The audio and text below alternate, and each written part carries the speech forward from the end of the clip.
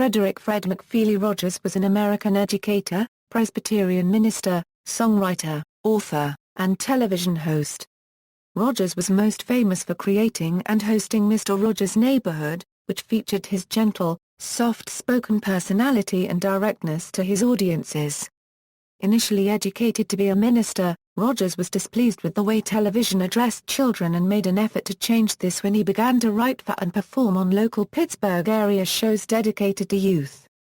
WQED developed his own show in 1968 and it was distributed nationwide by Eastern Educational Television Network.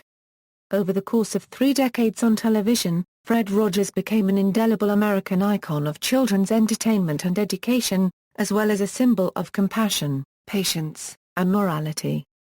He was also known for his advocacy of various public causes. His testimony before a lower court in favor of fair use recording of television shows to play at another time was cited in a U.S. Supreme Court decision on the Betamax case, and he gave now famous testimony to a U.S. Senate committee, advocating government funding for children's television. Rogers received the Presidential Medal of Freedom, some 40 honorary degrees, and a Peabody Award. He was inducted into the Television Hall of Fame, was recognized by 2 congressional resolutions, and was ranked number 35 among TV Guide's 50 greatest TV stars of all time. Several buildings and artworks in Pennsylvania are dedicated to his memory, and the Smithsonian Institution displays one of his trademark sweaters as a treasure of American history. Personal life: Rogers was born in Latrobe, Pennsylvania, 40 miles southeast of Pittsburgh, to James and Nancy Rogers. He had one sister, Elaine. Early in life he spent much of his free time with his maternal grandfather, Fred McFeely, who had an interest in music. He would often sing along as his mother would play the piano and he himself began playing at 5. Rogers graduated from Latrobe High School. He studied at Dartmouth College, then transferred to Rollins College in Winter Park, Florida, where he earned a B.A. in music composition in 1951. At Rollins, he met Sarah Joanne Bird, an Oakland, Florida native. They married on June 9, 1952. They had 2 sons, James and John. In 1963 Rogers graduated from Pittsburgh Theological Seminary and was ordained a minister in the United Presbyterian Church in the USA. Rogers had an apartment in New York City and a summer home on Nantucket Island in Massachusetts. Rogers was green color blind, swam every morning, was a vegetarian, and neither smoked nor drank. Despite recurring rumors, he never served in the military. His office at WQED Pittsburgh famously did not have a desk, only sofa chairs because Rogers thought a desk was too much of a barrier. Television career: early work: Fred Rogers had a life-changing moment when he first saw television in his parents' home. He entered seminary after college. But, after his first experience as a viewer, he wanted to explore the potential of the medium.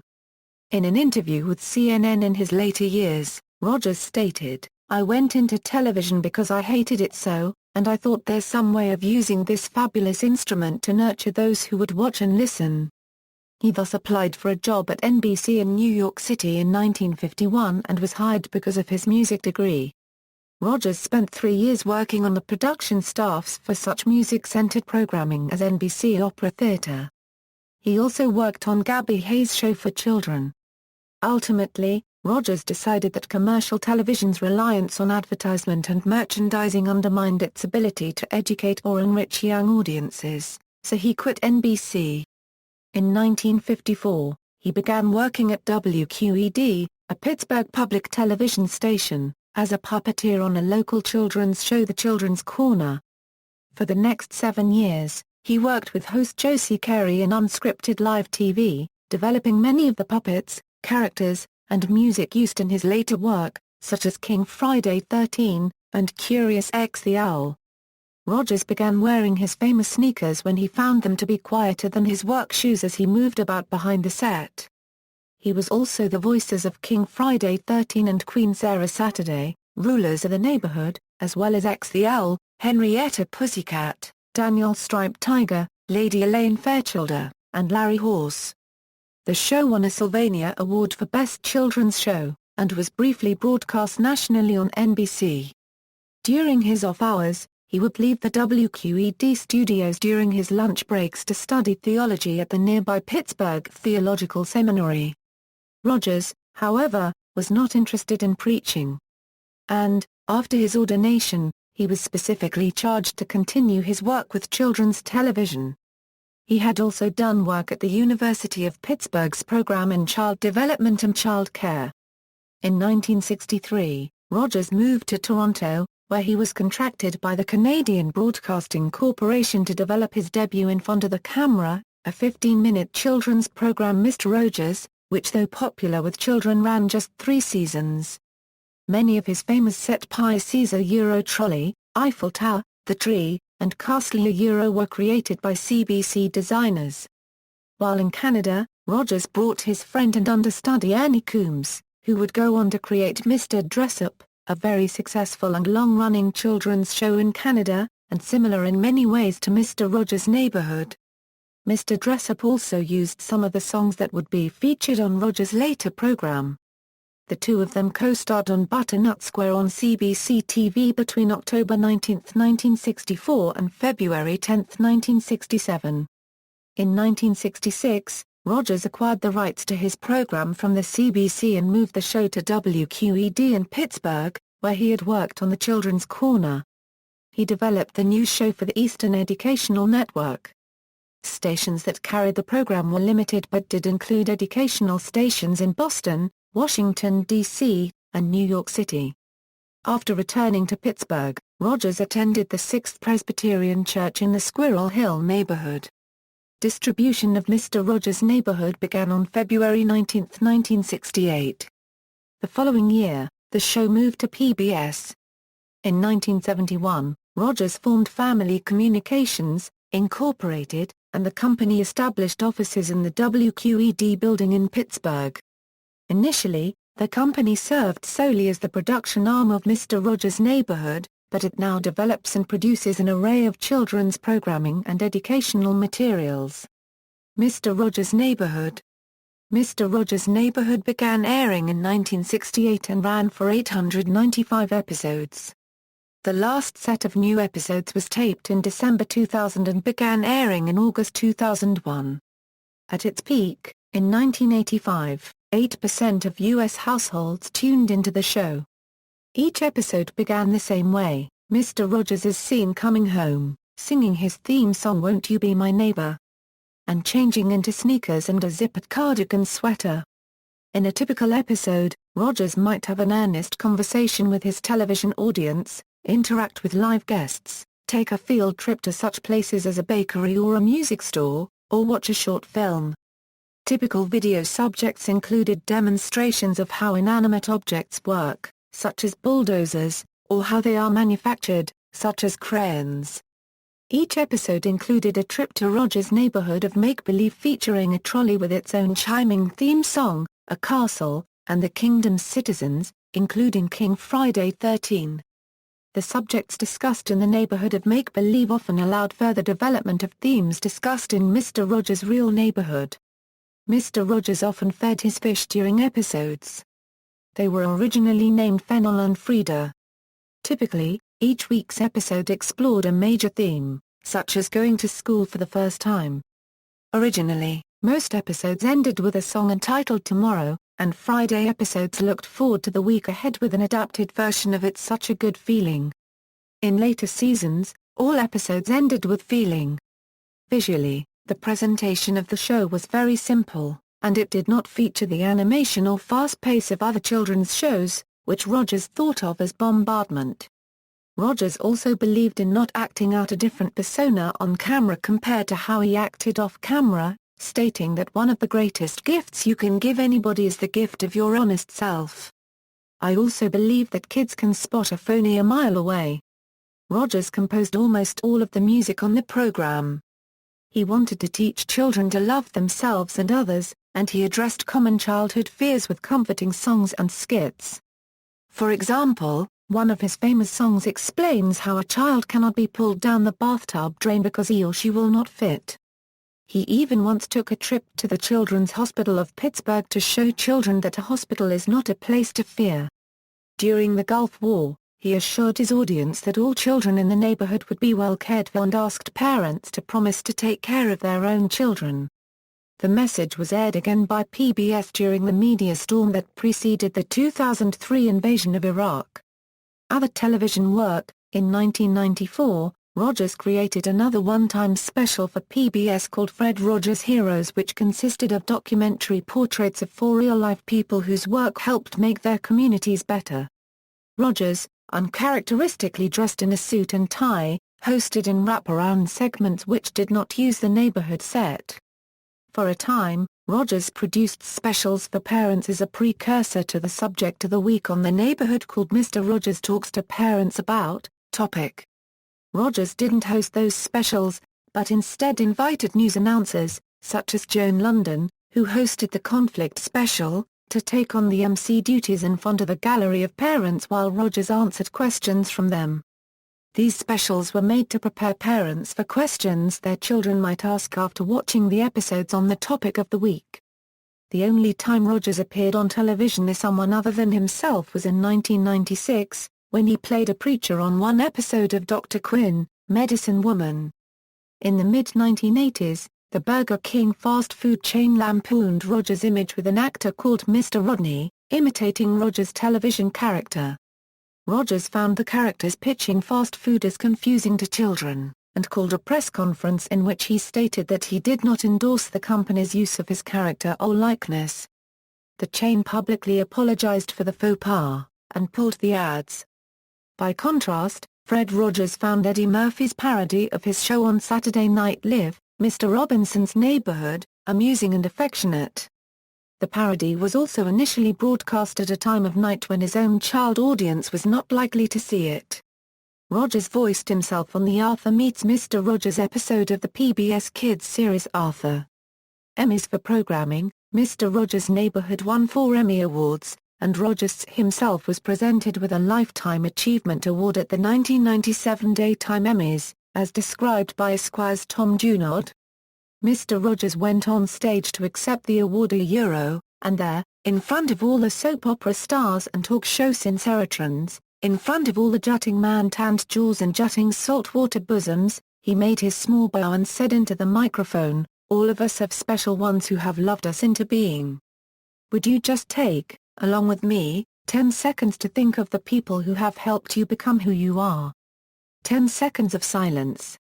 And then he lifted his wrist, looked at the audience, looked at his watch, and said, "I'll watch the time." There was, at first, a small whoop from the crowd, a giddy, strangled hiccup of laughter, as people realized that he wasn't kidding, that Mr. Rogers was not some convenient eunuch, but rather a man, an authority figure who actually expected them to do what he asked. And so they did. 1 second, 2 seconds, 3 seconds and now the jaws clenched, and the bosoms heaved, and the mascara ran, and the tears fell upon the beg-littered gathering like rain leaking down a crystal chandelier. And Mr. Rogers finally looked up from his watch and said softly, "May God be with you," to all his vanquished children. Other works: Rogers wrote many of the songs that were used on his television program, and more than 36 books including 8 new experiences titles: Moving, Going to the Doctor, Going to the Hospital, Going to Daycare, Going to the Potty, Making Friends, The New Baby, When a Pet Dies. The World According to Mr. Rogers, Important Things to Remember, Advocacy. PBS funding: in 1969, Rogers appeared before the United States Senate Subcommittee on Communications. His goal was to support funding for PBS and the Corporation for Public Broadcasting, in response to significant proposed cuts. In about 6 minutes of testimony, Rogers spoke of the need for social and emotional education that public television provided. He passionately argued that alternative television programming like his neighborhood helped encourage children to become happy and productive citizens, sometimes opposing less positive messages in media and in popular culture. He even recited the lyrics to one of his songs. The chairman of the subcommittee, John O. Pastor, was not previously familiar with Rogers' work, and was sometimes described as impatient. However, He reported that the testimony had given him goosebumps, and declared, "I think it's wonderful. Looks like you just earned the $20 a million." The subsequent congressional appropriation, for 1971, increased PBS funding from $9 a million to $22 a million. VCR. During the controversy surrounding the introduction of the household VCR, Rogers was involved in supporting the manufacturers of VCRs in court. His 1979 testimony in the case Sony Corporation of America v. Universal City Studios, Incorporated noted that he did not object to home recording of his television programs, for instance, by families in order to watch together at a later time. This testimony contrasted with the views of others in the television industry who objected to home recording or believed that devices to facilitate it should be taxed or regulated. The Supreme Court considered the testimony of Rogers in its decision that held that the Betamax video recorder did not infringe copyright.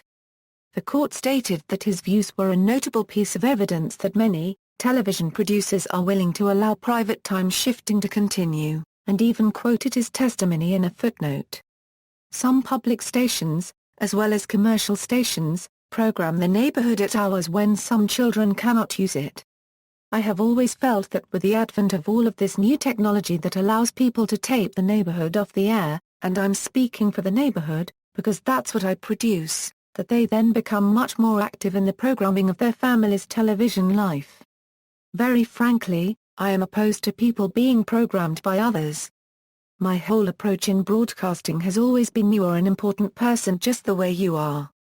You can make healthy decisions. Maybe I'm going on too long, but I just feel that anything that allows a person to be more active in the control of his or her life, in a healthy way, is important. Death and memorials. Rogers was diagnosed with stomach cancer in December 2002, not long after his retirement. He underwent surgery on January 6, 2003, which was unsuccessful. A week earlier, he served as Grand Marshal of the Tournament of Roses Parade, with Art Linkletter and Bill Cosby. Rogers died on the morning of February 27, 2003, at his home with his wife by his side, less than a month before he would have turned 75. His death was such a significant event in Pittsburgh that the entire front page of the Pittsburgh Post-Gazette published the next day devoted its coverage to him. The Reverend William P. Barker presided over a public memorial in Pittsburgh. More than 2,700 people attended the memorial at Heinz Hall, including former Good Morning America host David Hartman, Teresa Heinz Kerry, philanthropist Elsie Hillman, PBS President Pat Mitchell, Arthur creator Mark Brown, and the Very Hungry Caterpillar author-illustrator Eric Cowell. Speakers remembered Rogers' love of children, devotion to his religion, enthusiasm for music, and quirks. Teresa Heinz Kerry said of Rogers, "He never condescended, just invited us into his conversation. He spoke to us as the people we were, not as the people others wished we were." Rogers is interred at Unity Cemetery in Latrobe. Awards and honors. On New Year's Day 2004, Michael Keaton, who had been a stagehand on Mr. Rogers' Neighborhood before becoming an actor, hosted the PBS TV special Fred Rogers, America's Favorite Neighbor. It was released on DVD September 28 that year. To mark what would have been his 80th birthday, Rogers' production company sponsored several events to memorialize him, including Won't You Wear a Sweater Day, during which fans and neighbors were asked to wear their favorite sweaters in celebration. Fred Rogers received the Ralph Lowell Award in 1975. The television industry honored Rogers with a George Foster Peabody Award in recognition of 25 years of Beautiful Days in the Neighborhood in 1987, the same year he was initiated as an honorary member of Phi Mu Alpha Sinfonia Fraternity, the national fraternity for men of music.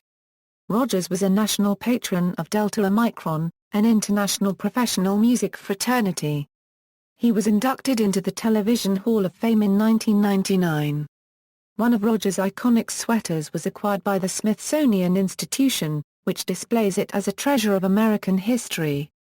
In 2002 Rogers received the PNC Commonwealth Award in Mass Communications. Rogers was awarded the Presidential Medal of Freedom in 2002, for his contributions to children's education, justified by President George W. Bush, who said, Fred Rogers has proven that television can soothe the soul and nurture the spirit and teach the very young. A year later, the U.S. Senate unanimously passed Resolution 16 to commemorate the life of Fred Rogers. It read, in part, through his spirituality and placid nature, Mr. Rogers was able to reach out to our nation's children and encourage each of them to understand the important role they play in their communities and as part of their families. More importantly, he did not shy away from dealing with difficult issues of death and divorce but rather encouraged children to express their emotions in a healthy, constructive manner, often providing a simple answer to life's hardships. Following Rogers' death, the U.S. House of Representatives in 2003 unanimously passed Resolution 111 honoring Rogers for his legendary service to the improvement of the lives of children, his steadfast commitment to demonstrating the power of compassion, and his dedication to spreading kindness through example. The same year the Presbyterian Church approved an overture to observe a memorial time for the Reverend Frederick M. Rogers at its General Assembly. The rationale for the recognition of Rogers reads, the Reverend Fred Rogers, a member of the Presbytery of Pittsburgh, as host of Mr. Rogers' unregistered trademark neighborhood since 1968, had a profound effect on the lives of millions of people across the country through his ministry to children and families. Mr. Rogers promoted and supported Christian values in the public media with his demonstration of unconditional love. His ability to communicate with children and to help them understand and deal with difficult questions in their lives will be greatly missed. Several buildings, monuments, and works of art are dedicated to Rogers' memory, including a mural sponsored by the Pittsburgh-based Sprout Fund in 2006, Interpretations of Oakland, by John Ladacker that featured Mr. Rogers. St. Vincent College completed construction of the Frederick M. Rogers Center for Early Learning and Children's Media in 2008. The Frederick Rogers Memorial Statue on the North Shore near Heinz Field in Pittsburgh was created by Robert Burks and dedicated in 2009. The statue was placed in front of the surviving footing of the Manchester Bridge, which was cleaned and carved out in order to place the statue there. The asteroid 26858 Mr. Rogers is named after Rogers. This naming, by the International Astronomical Union, was announced on May 2, 2003 by the director of the Henry Boole Jr. Planetarium and Observatory at the Carnegie Science Center in Pittsburgh. The Science Center worked with Rogers Family Communications, Incorporated to produce a planetarium show for preschoolers called The Sky Above Mr. Rogers' Neighborhood, which plays at planetariums across the United States. See also, Colson Foundation, Benjamin Spock, notes, bits of incidental music, such as improvisations from members of the orchestra or music from guests to the program, weren't composed by Rogers. The recurring iconic songs, however, were all Rogers' work. References. External links. Fred Rogers at the Internet Movie Database. Frederick Rogers at Find a Grave, PBS Kids, official site. The Frederick M. Rogers Center. The Frederick Rogers Company, Kit and Morgan Benson. Fred Rogers. Educator, television show host. Find a Grave. Retrieved August 18, 2011. A Fred Rogers interview video at the Archive of American Television. The music of Mr. Rogers. Pittsburgh music history. Frederick Rogers at Voice Chasers.